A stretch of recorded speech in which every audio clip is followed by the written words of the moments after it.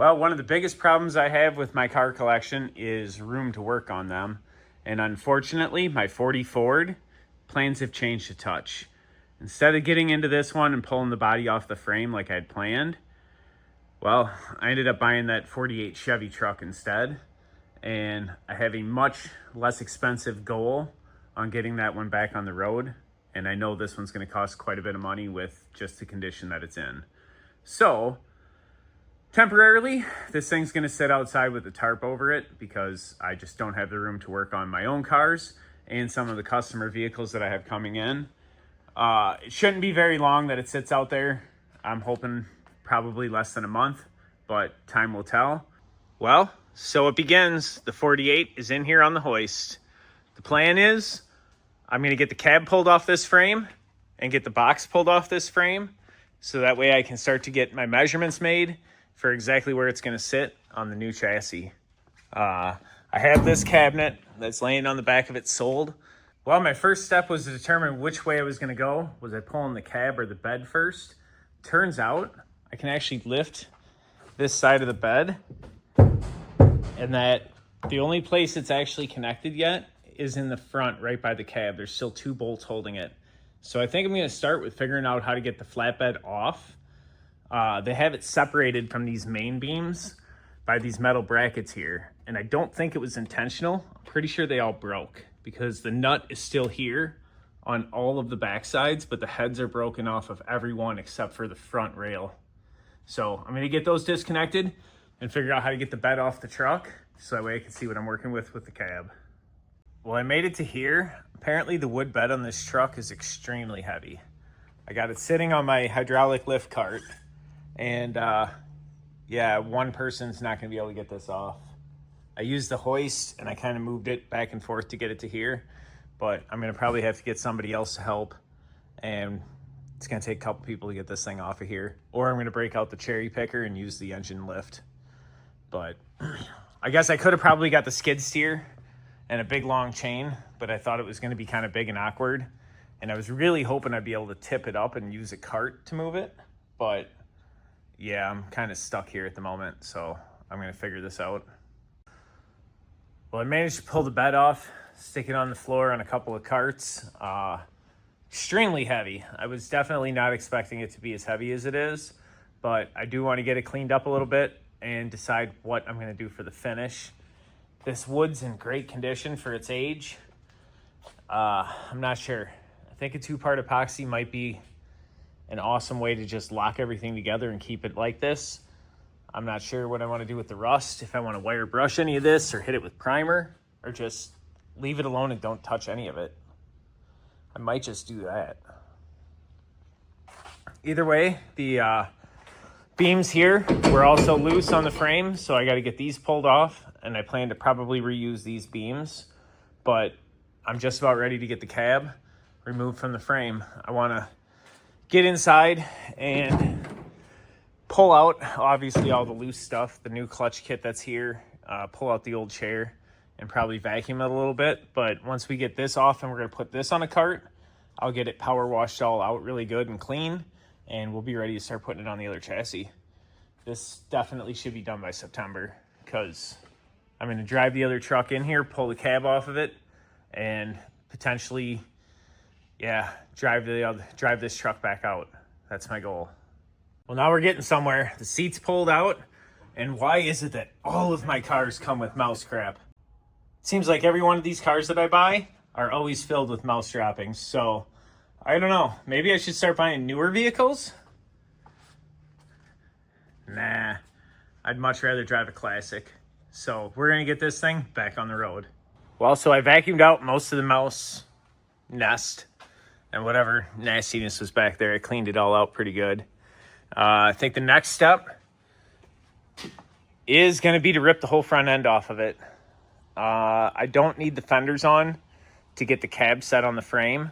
I'll put the fenders on later. I think I'm going to have some clearance issues with the fenders anyway, where I may have to make them wider. I'm totally okay with doing that. I already have a plan if I do have to make it a wide front end to fit the wheels, but we'll see what we have to do. All right, some of the information that I found along with the registration from him was I found this note that was written in November 1st of 1988. And the registration was from 1988. So my guess is he purchased this vehicle with the intent of doing work on it and took it apart or bought it in pieces. I'm not sure. My guess, the plates are 72 with no actual registration sticker. I don't think this thing's been on the road for a very long time. I'm pretty sure 1988 was the last time it was really being worked on. And that's when he took the engine out and repainted it, put new gaskets in it. And it looks like it was all put back together. Now, the engine does seem to be locked up and I can't get it to crank over. Well, obviously I didn't try hooking a starter up or any electrical up to it, but I tried turning it over by hand and it didn't want to rotate. So I'm assuming the engine's stuck. I don't really care. I'm putting a big block in it and we're making it four-wheel drive. Well, I threw it up on the hoist here so you can see the suspension system. It's just a straight axle with leaf springs. So still has friction style shock absorbers. This thing would not handle very good. Also drum brakes in the front. Much needed upgrade going with the disc brake torsion bar four-wheel drive suspension, as well as just upgrading the frame and everything else. But overall, it's the first time I've had this truck in the air and it is not that rusty. I guess I'm at the point where I got to figure out exactly what I'm going to do. The running boards are riveted to the frame, so I'm going to have to cut the rivets to get the running boards off because I want these brackets. I assume I'll weld them onto the new frame and we'll keep these factory style running boards. I guess I'm not even showing you the running board, but we'll keep these factory style running boards once I cut the brackets off. But it looks like we have a body mount here in the back. It's rubber mounted and there's one over there. Other than that, there's a couple cushions where it touches the frame here, but that's all that really holds the cab on. So yeah, the rear suspension, same deal. Big heavy stack of leaf springs, and there actually is no shocks even on the rear of this truck. So the front had the lever arm shock. The rear didn't have any shocks. So upgrading this chassis to a 98 Chevy truck is going to make this 48 ride and drive like a 48 never could. Well, I got to say, not bad for a day's work. I pushed this in this morning. It's about 6:30 right now. The cab is off the frame. The box is on the ground. And the rest of the parts are scattered outside my garage here. The hardest thing was cutting the rivets. Well, I wouldn't say the hardest thing, but the noisiest thing was getting the rivets cut to get the running boards off. But I managed to get the entire cab completely pulled off. And now I'm going to roll this chassis outside and probably put this up for sale because I don't need any of it. Somebody may be interested in a 1948 frame. I'm going to still obviously get the bumper off of it, but the engine and the driveline I have no use for. So I'll probably put it up for sale, and if nobody wants it, it'll end up getting scrapped. But the cab is what I was after. Now I'm going to get it on the 98, and we're going to make an awesome truck out of this. Well, I definitely feel like I made a ton of progress. There's my truck. Here's the 98 that we're going to put it back onto. I got the box pulled off of this one. We got the flatbed sitting on the ground that'll eventually get put back on this frame once I get the cab on it. Cab's up on the hoist, and I did it all before it started to rain. So it's definitely going to storm here in just a little bit. I do want to stuff something in here to try and plug this off. The engine's locked up. I'm pretty sure it's junk, but I'm going to try and keep the water out of there. But yeah, the storm's coming. So worked out perfect though. My car's back in the garage, dry. I got the cab off. So I'm going to start doing a little bit of work to this, and I can start making some measurements and figuring out, well, I obviously have to get the white cab off the other truck first, but this should fit on there with absolutely no problem. Yeah, not a couple moments later, the rain is downpouring. All right, well, we got the pickup in here. I just got the doors and fenders pulled off. Boy, those things are heavy. I think I'll just post these on Marketplace and see if anybody's looking for a set of old body style doors. Recoup a little bit of money out of the project that way. But here it is. This is my chassis. We're going to get this cab ripped off of here, and figure out exactly how to put the 48 on top of it and figure out what I got to do to make the fenders clear the tires, because these are quite a bit wider than what that 48 has. But big block Chevy, push button 4-wheel drive, thing starts right up and runs good. So I do have an O2 sensor problem that I do have to address, and the front shocks are pretty bad. So we're going to put a couple new parts on it, and I'll probably have to do something different with the radiator, but we'll address that once we get it more together. But for right now, plan is just get that cab pulled off of there and get all the wires disconnected. Well, and just like that, the cab of the 98 is now pulled, and I'm going to slide the frame out from underneath and figure out how to get this cab outside. I will need a couple more pieces from it. The pedals, the assembly here, I'm going to have to drill some spot welds and get this entire bracket out. But pretty much everything I need is now sitting right here in a pile, as well as the rest of the wiring harness out of the back of the dash. Well, I got up this morning after getting the frame pushed out, and I got the cab off. So the 98 is no longer a 98, and instead it's going to be a 48. So definitely have to make some modifications to the frame to get the chassis or the body to fit. This frame is a lot wider. However, this frame was straight, and this one has the notch down. So what I'm pretty sure I'm going to be able to do is put a rail taller here to basically make it more level anyway, and it'll clear the transmission that way, and I won't have to put a pump in it, because I don't mind if it looks a little jacked up. It is a 4-wheel drive, so we're not going for a lowrider, but we just want to make something that actually works. Well, I got the 48 cab back up in the air. Next step is get the frame underneath it and see how well it doesn't fit, because I know I'm going to have to do some modifications to make it work. See where we're at. As long as this rubber flap on the bottom of that rail is on the outside of my frame rail, I'll be able to make the mud flat, or not the mud flaps, but the running boards fit again. And I don't really care how wide this frame is. I also probably want to keep the cab up high enough that I don't have to mod the floor real bad. So we may be lifting the cab a little bit anyway. So far, so good. Now, the only thing I have is a measurement from this point to the center of the ball joint, which is going to be 27 inches. So I'll get that set so that way the fender has the right gap on the wheel. And yeah, so far we got clearance over here and clearance over here. The only part that I don't think fits is in the back here, which we might just make the cab cut. If I have to cut this part of the cab out, that's a possibility also. It wouldn't even be that much, because right now the frame's not totally centered, because this side it almost is clear, and so to be even less of a cut than that. Well, I got to see the height to where it's going to look right, and we'll figure out if we have to cut the cab. All right, so after looking at it real good here, what I've decided is the original body mounts, I'm going to take and cut these off completely because they're in my way.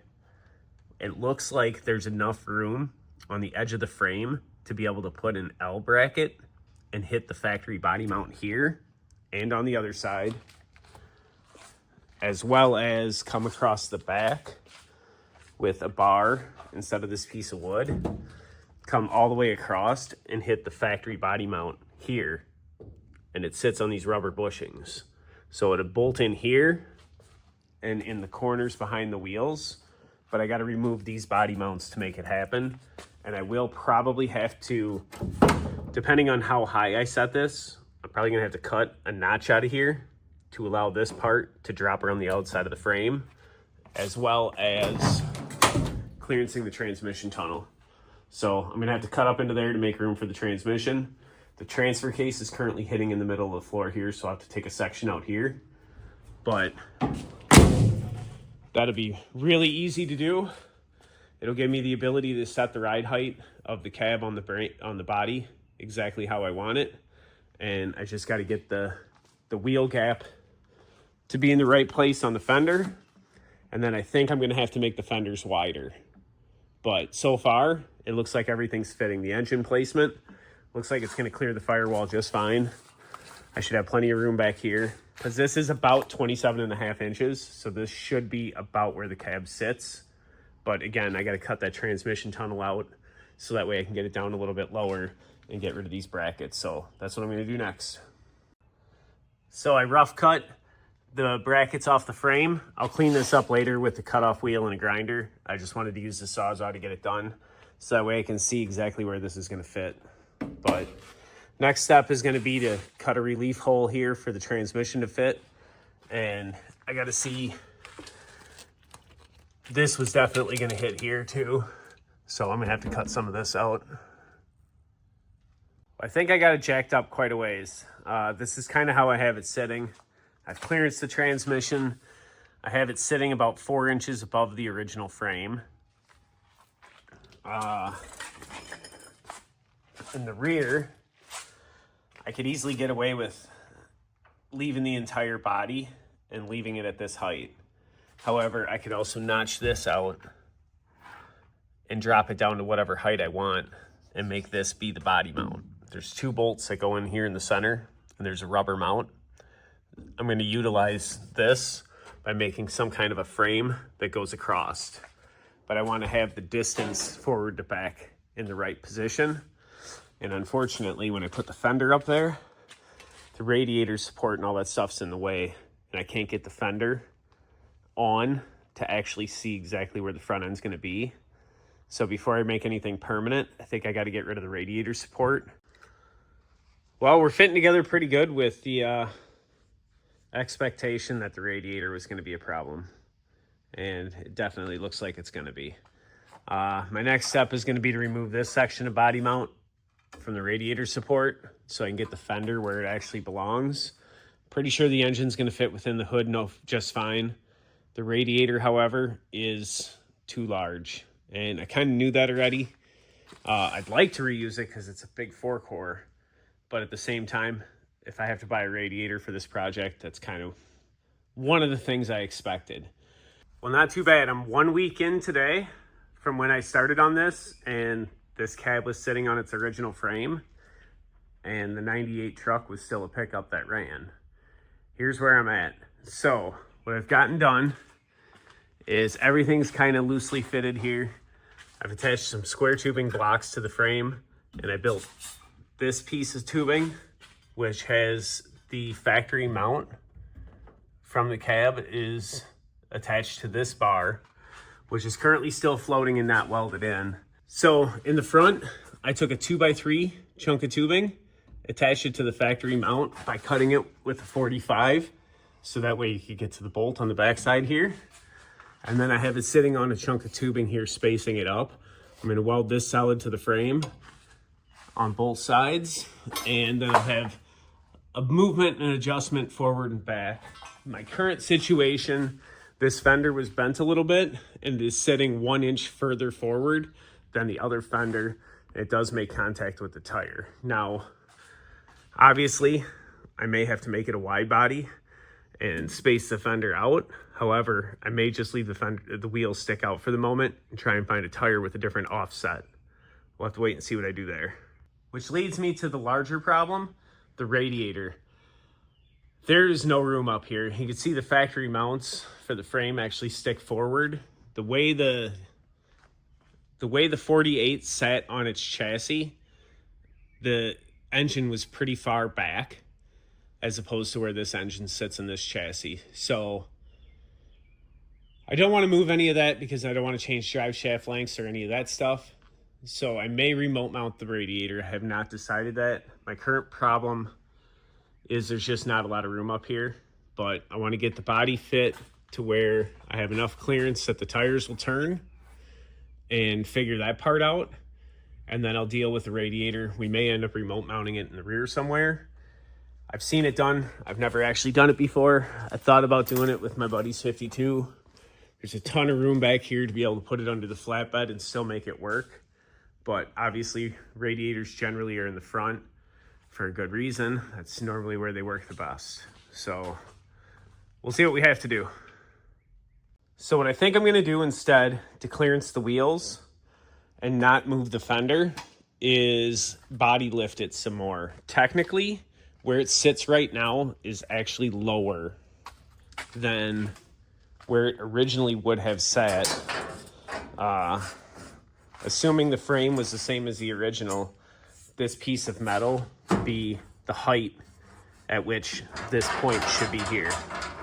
So we're down at least 2 inches from the original height of where the cab would have been on the original frame, because the original frame didn't have this drop section here. So I think what I'm going to do is possibly raise the cab up higher, because it cures another problem, which I knew I was going to have. The radiator doesn't fit. I've had to move the cab forward on, actually I should take that back. The cab has actually been moved rearward, which pushed the engine forward to get the wheel and the axle to line up on this fender, which doesn't leave room for a radiator. My current 4-core factory radiator that was in here is too tall and possibly too thick. I think I can make the thickness work with electric fans, but the height is definitely too high.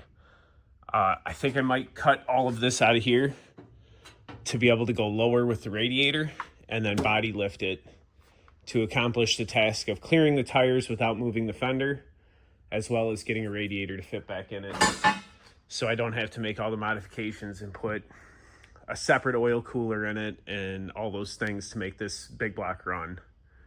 I think it'd be easier if I could get the factory radiator to fit by just simply lifting the body over the radiator and using that as the height of the body. It's a 4-wheel drive, so jacked up is probably a good look for it. Well, what I decided to do was add 3 more inches, so I double stacked 2x3 square tubing, and I added this angle gusset attached to this piece of tubing, which the factory body mount sits on now, as well as doing the same thing on the floor here. I used a 2-inch and a 3x2, along with a 3x2 here that's cut at that 45 and uses the factory bolt. So really happy with where the cab sits in relationship to the flatbed. It's only up a slight bit. However, because of this 5th wheel plate, or gooseneck plate, I may end up raising how high the bed is anyway to clear that. I haven't decided exactly how I'm going to get around that yet. So if anything, the cab's up a little bit, and so might the flatbed be. However, it is a 4x4 now, and so it's got good ground clearance. This thing should work awesome. I got to get the fenders put back on after I take and clearance out this section of this plate.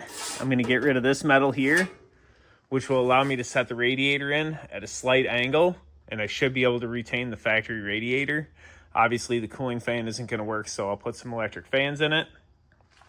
I wish I could have the engine back a little bit further. However, for the wheel well opening, this is exactly where I needed to be. Before I took it off the other body, or before I took it off the other frame, I measured from here to the center line of the axle, and I'm dead center with the upper ball joint, exactly where I was at with the original frame outside. So the engine's just a little bit further forward than it needs to be, but for the amount of work it would be to push it back, it is definitely not worth messing with. So I'm really happy with how it's turning out. My next step, now that I've got the body in the right position, is going to be figuring out how to get the steering shaft connected and getting my brake booster mounted to the firewall. Because we did move so far, I might use some of the firewall off of the original truck. I have to see exactly how that's going to work. But I definitely got to do something about all this and then figure out where the computer and all the wiring is going to go. This is the ride height I ended up with. I think it's got good fender to tire clearance. I think it's going to look really good rolling down the road. Still having issues trying to figure out how I'm going to quite fit this radiator. I may end up going up a little bit higher.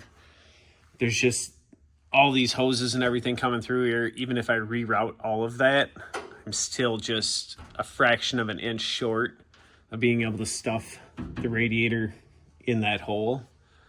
I don't know. I have one out of my Suburban that's a little bit shorter that would probably fit easier, but it's not nearly as heavy duty or as large. So I don't think it has as good a cooling capacity. But we may end up doing something like that just to get the oil cooler lines reconnected so I can get the engine started. But unfortunately, this is as far as I'm going to get on this project at the moment. I'll start doing more detailed work on it when I get back to work on it again. But this is where I got in 1 week. Basically, I need the hoist for some other work, and I'm losing the hoist from this project. But at least I have the cab and the frame pretty much as one piece. I had hoped to have brake pedal, a gas pedal, and a steering wheel in it so I could drive it, but that's okay. We're going to push it outside like it is, and I got to finish cutting the steering column bracket and everything out of the other cab in order to figure out exactly how I'm going to get the steering wheel to fit. And yeah, I think it's going to work awesome.